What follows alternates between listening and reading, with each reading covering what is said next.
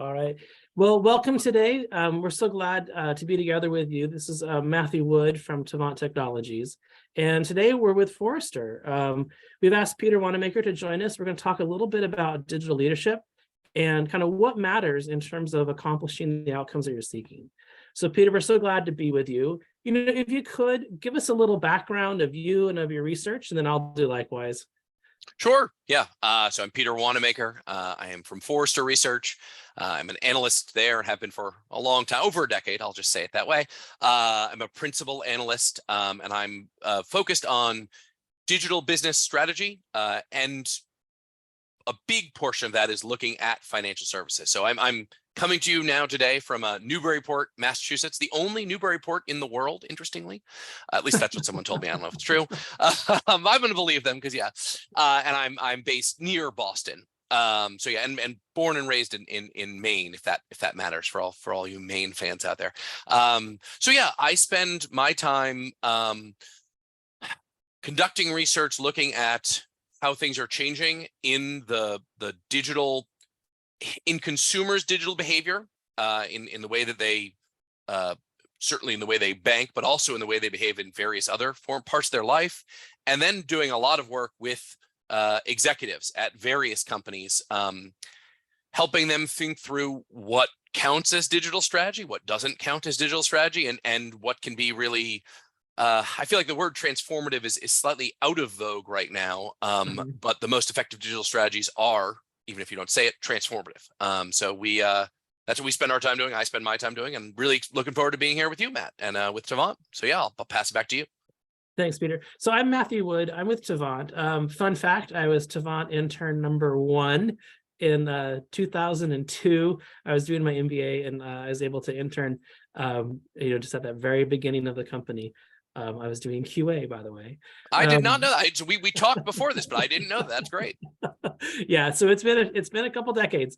I'm responsible for our fintech services. So what that means is we're a product and services company, and on the services side, my client portfolio spans the nation. So part of what I want to bring to our conversation today is just some of the lessons learned through working with dozens, if not hundreds, of companies over the past few years. So Peter, tell us or ground us in a little bit of your research to set up our conversation around digital leadership. Yeah, so this comes from, we have a giant stream of research. We stood up a whole new service around digital business and strategy. We've been doing that for since before I got to Forrester, but really zeroed in that recently. And one big shift we've seen is the role that digital leaders play. I mean, some of it is, you can see in the names, right? There's far fewer, e-channels. We still see a couple of those, but or electronic business. So some of it's in the nomenclature, but far more important is in the role and the remit of digital business leaders.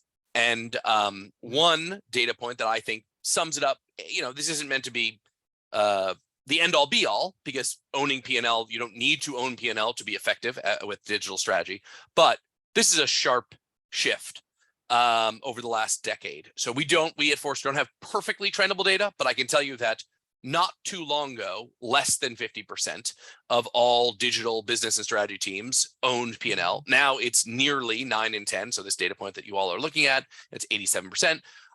That's a big shift, right? And it has been strengthened, amplified, in some cases accelerated by recent factors. I mean, the pandemic over the last 3 years is certainly one of those factors, but there's others. There's technology shifts, economic shifts, et cetera.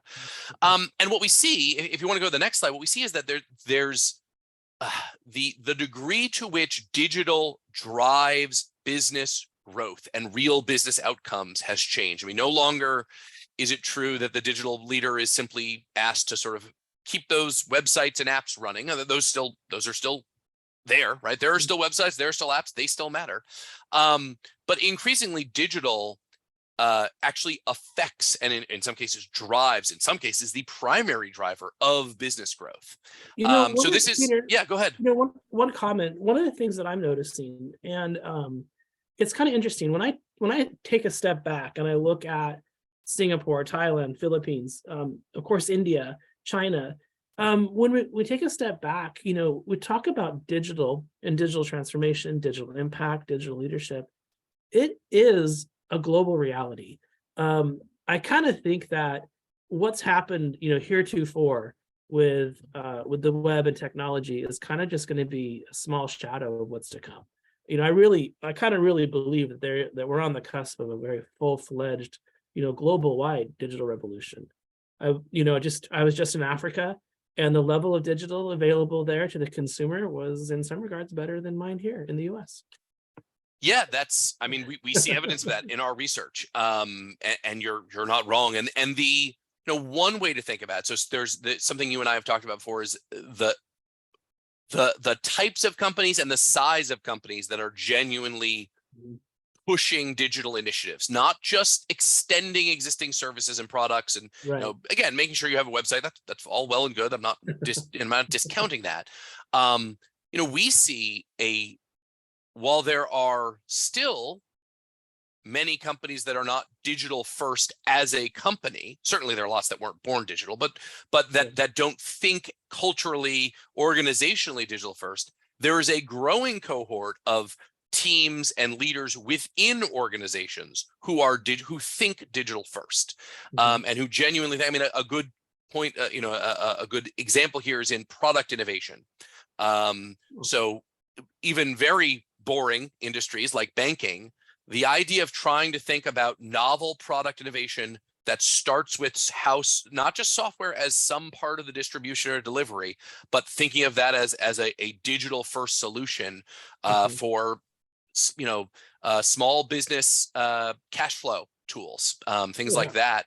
That's the kind of thing we see. And actually, if you want to go one slide forward, what we see is it is, yes, digital is driving current growth even more so. And this is predictive, right? This is some, there's some noise in here, and there's probably some optimism, but I don't mind a little optimism. But business leaders increasingly think that digital will drive growth.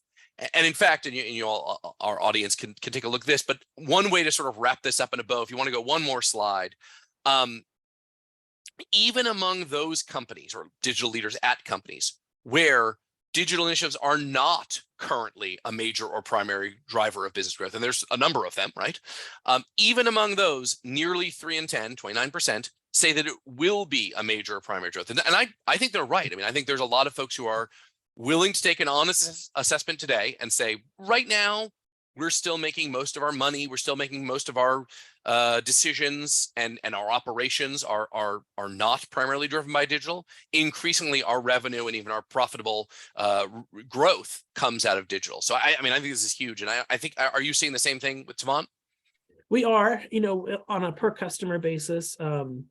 Most of the clients that we engage with, they have the digital aspiration. It's really a question of, how kind of the structure and the support, the scaffolding to execute. But by and large, it's now an intuition. I also think that, like, using your banking example, like, you look at some of the kind of catalysts that are happening out in the world. Look at open banking in Europe. That's kind of fuel for the fire in terms of really driving digital forward in a way that could not have happened, just even in recent years. And we kind of see that, all over the globe in terms of how companies are making a shift to the reality of where value lies and where value can be generated within this new value chain that simply didn't exist before. Yeah. So I don't want to make this, both you and I spent a lot of time talking about fintech and financial services. I don't want to make this only about that, but I am going to use another example. Okay. We have a stream of research around what we call shared finance. And it's really about helping people with their interpersonal financial relationship, because most banking products and services are designed for one person or a household led by one person, right? Right. And digital enables innovation, new ideas, and new ways of doing stuff, new processes, in a way that literally wasn't possible prior to 2000. Really, probably wasn't possible really until 2015 or so. The joint bank accounts are, and I know I'm sticking to financial services. Sorry, that's my legacy world. But joint checking accounts are perfectly fine product, right? Yeah. They are very rigid product. They were clearly designed in the 20th century, which is fine. That they needed something in the 20th century. Digital enables innovation and then growth by approaching it differently in a way that wasn't possible, again, certainly not in the middle of the 20th century, not even in 2005. And so yeah, I think it's interesting to see that. Yeah, I mean, again, one more, but you make me think of the Philippines and the remittance market, where this notion of a kind of a contained household, two spouses, children, doesn't make sense, because really the economic unit of that banking relationship is multifamily. And only people that have been, the only institutions that have responded well to that are the digital first institutions. I think banks themselves are really struggling with it. Yes, yeah, I mean, and by the way, you're right that is especially pronounced in the Philippines, in a few other, in some Latin American countries as well.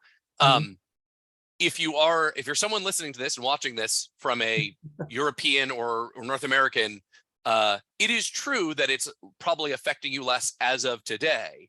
It is coming for you. That sounds a little darker than I mean, but those trends are evident in part because of immigration. But even outside of immigration, those trends are evident in U.S., Canada, big parts of Western Europe and Europe. So yeah, it's funny you mentioned scaffolding, and we're on a new slide now, and I've never used the word scaffolding to describe this, but I think it's appropriate, and maybe I'll start. I don't know if I'll try to give you attribution. But yeah, I mean, a good framework should act as scaffolding. There's also literally technology, right? There's infrastructure and tech stack that works as scaffolding as well. But there's also frameworks for thinking through new ideas and actually the process of building and executing a digital strategy.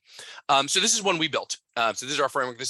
This comes out of, and this is something you and I haven't talked about. We've talked a few times, but and I'm keen to hear what you think. Okay. There is tension among digital business leaders around the world and across industries about emphasis on either a sort of set, strict, clear vision versus, and it's not really versus, I know it's not binary, but I'm going to pretend it is for a moment, versus a kind of ongoing exploration of new ideas. And yes, there's no one thinks you should be totally rigid, blinders on, never give up on, but there is a difference in emphasis. And in our research, we see a greater, when we look at firms that have been successful in the last few years and look set to grow more strongly over the next few years, a lot more of them are saying, yes, we have a clear North Star, but we're very willing. We've put in place what we, Forrester, call systems of exploration, right? Which is what this is meant to illustrate. So yeah, I don't know whether you have a take on that, or whether you, Tavant, are seeing that. A little confessional. I mean, when I think about my graduate studies, my graduate degrees, there was such an internalization with the students of you have a goal, you focus on the goal, you achieve the goal. And a very strong de-emphasis on, well, what if that's not working?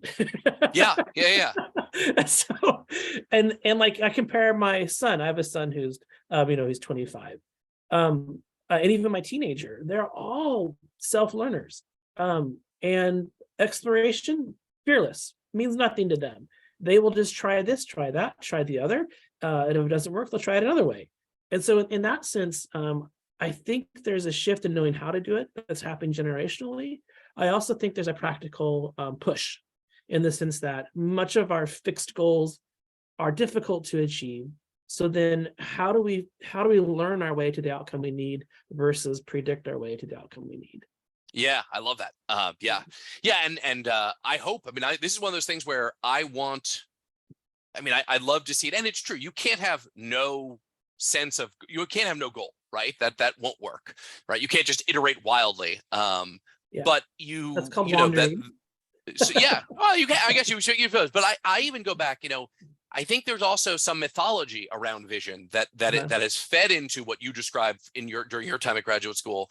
There's this there's this image of Steve Jobs and many others, but he's a sort of easy one to choose as a visionary, which I think is accurate, but as someone who sort of just envisioned the future perfectly and then, told others to, or themselves to go build it. And there was no, it totally misses the most important period, which is when they experimented and learned, which is what this is meant to illustrate and sort of walk folks through. Like, we'll just ignore next computer.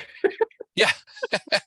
The Steve Jobs story. Yeah, exactly. Yes, yeah. So one quick question before we move on is, can you speak a little bit more directly to some of the challenges that you see your client base or what's emerging from the research? I think that might be helpful for the audience to think in terms of some of the challenges they're facing. Sure. So thank you. Yeah. All right. So I'm looking at this, I'm looking at the screen. All of us are looking at this slide.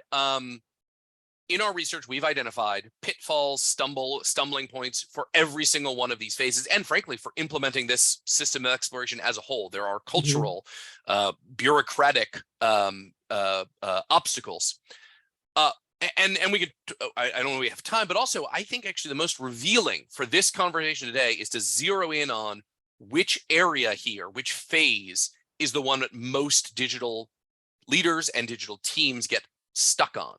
Or fall victim to some issues with. It's actually the refine stage or refine phase, as we would call, but like it's sort of in the middle on the bottom left, but it's the word the refine. You can all read.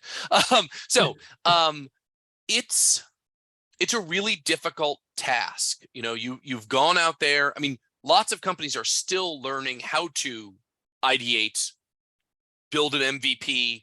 Measurement is certainly very hard, right? That upper right test. And yet the one that we see even among leading firms struggling with is that, okay, we've gotten this. What do we do here? Because it needs to, available options need to include strengthening it, expanding it, tweaking it. And yes, one of them needs to be killing, eliminating, saying this digital initiative isn't working. Peter, one of the points of inertia that we see with our clients is when an MVP is produced that either produces low value or no value, but it's functional, right? So it's doing what it is intended to do, but the hard reality is it's not having the impact that was expected, and it's just such a hard thing to kind of retool, to walk away, even kill an initiative, so that you can actually accomplish the outcome you want. But it is a difficult thing. I mean, we see it in our client base all the time. We see it within our own teams internally. It's a very difficult human behavior, as you pointed out earlier. We have a tendency to, as you said, it's a human thing. It's so we have a new stream of research out, a couple months old, but pretty darn new. We call subtractive innovation, and we're utilizing our own research as well as some great academic research that shows human beings, individually and collectively, aka as teams, as corporations, as organizations, we have a really hard time taking subtractive approaches to solving problems or making decisions. We naturally tend towards, and by a substantial margin, tend towards additive measures. Even when, and this is where academic studies are really valuable, actual sociological experiments, even when it is objectively better to subtract than to add, human beings tend to, by a significant margin, in the 70% sort of frame, area there, threshold, somewhere around 70%. I mean, it varies, but most of the time we tend to add rather than subtract. Even if we're incented, even if someone is telling us you will benefit, you as an individual, it's still really hard. And so it requires some structure to it, and it requires some courage. We're seeing that more and more, I'm excited to say, but it's going to be a long, I don't think it'll ever be true that we are good at this, we humans. But I think some firms are learning to make the hard decision around subtraction more often. Yeah. Well, let me touch on a few points here, and then we'll kind of wrap up our conversation. A few weeks ago, I climbed Mount Kilimanjaro, and I had to train for it. And I think companies sometimes make the mistake where, like, what you really want when you climb a high mountain is a low base heart rate, right? But you don't start there. The low base heart rate is an outcome of a lot of other things that happen as you increase your endurance. And I find that some companies, we have companies across the spectrum We have companies that are well prepared, ill prepared, that are confused, that are clear, that have a lot of moxie, and they're going to get it done. We see clients of all spectrums and sizes, and they do succeed in their digital execution. And so how do you do it? Well, you got to start where you're at. You don't start from where you want to go. It's obvious and it sounds a little bit trite, but when you look at the on-the-ground inertia, the bureaucracies, the difficulties, the team structures, the lack of structure, the investment portfolio, the kind of the opportunity costs, these are all real factors that either enable or impinge your ability to execute your digital strategy. So just just a couple closing thoughts from my side and Tavant's experience is, look, how do you simplify a complex situation? We've seen in terms of execution, and this is what I kind of you as a listener, as an audience, I wish you would take forward into your projects, is one, just focus on productivity in your execution. You can be any kind of company, any stripe, any flavor. If you focus on productivity in your execution, you're going to be able to drive forward rather quickly, not in terms of months, but in terms of weeks. You'll be able to see gains. Also, find a partner that can help you kind of drive domain expertise into your strategy and drive your strategy through domain expertise. And what that means is relevant partners. Many of our projects in digital strategy are not generalized needs. They become specific needs. If you're going to develop a specific, interesting digital product, it is going to be specific and interesting because of who you are as a company. And so find a partner that has that expertise to help drive your strategy. And then be organized around outcomes. We've talked about it a couple times in a couple slides before. When you think about iterating, you think about refining, you think about testing, it all is all structured around exploring and experimenting and being organized around your outcomes. And moving digital forward takes iteration sometimes, most of the time actually. And I would say personally, in my experience of my clients, so if you're willing to iterate towards outcome, you're actually going to see better time to market. You're going to see better outcomes over the time, meaning over the months of the efforts of the program that you're initiating. So tame the complexity, focus on your expertise and your impact, and you'll be able to get there. You will. It's happening. We see it. It is wonderful in the terms that companies are changing and transforming. So Peter, thank you so much for spending some time with us today. I always love talking to analysts. I could talk for an hour and a half with you. I love your research. Folks listening, please, Peter Wannemacher of Forrester, look for his research, search it out. It'll be very interesting in how it can help you discover the digital leader that you want to be. And on my side, look for Tavant. Tavant is the kind of company that will meet you where you're at. And we are successful in helping our companies achieve a digital outcome, both small and large, and more importantly, that impacts your company and your customers. So thank you so much today. Thank you. Okay. Have a great day, guys. Bye.